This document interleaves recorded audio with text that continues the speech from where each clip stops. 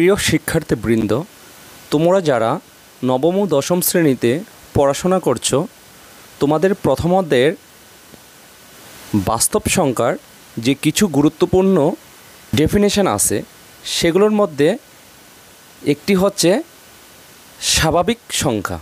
আজকে আমি তোমাদের একটি গুরুত্বপূর্ণ ডেফিনেশন স্বাভাবিক সংখ্যা অর্থাৎ ন্যাচারাল নাম্বারস নিয়ে কথা বলবো। তাহলে আমাদের আসে সংখ্যা। আমরা সবাই জানি যে ভারতীয় প্রাচীন গণিতবিদরা মূলত দশমিক সংখ্যা পদ্ধতি অর্থাৎ 0 থেকে 9 পর্যন্ত যে সংখ্যা আছে এগুলো তারা প্রথমত আবিষ্কার করেন। অর্থাৎ ভারতীয় গণিতবিদ আর্যভট্টকে শূন্যের প্রবর্তকও বলা হয়।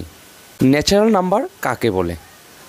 বাস্তব জীবনে আমরা যে সংখ্যাগুলো ব্যবহার করি সেগুলি হচ্ছে ন্যাচারাল নাম্বার বা স্বাভাবিক সংখ্যা।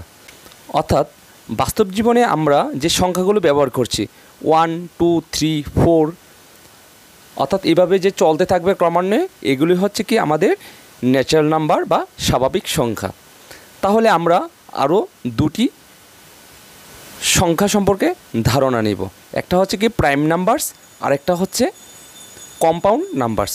অর্থাৎ 2, 3, 5, 7 এগুলো হচ্ছে প্রাইম নাম্বারস বা মৌলিক সংখ্যা। 4, 6, 8, 9 এগুলো হচ্ছে কম্পাউন্ড নাম্বারস অর্থাৎ যৌগিক সংখ্যা। আমরা অন্য একটি ভিডিওতে প্রাইম নাম্বারস, কম্পাউন্ড নাম্বার নিয়ে কথা বলবো।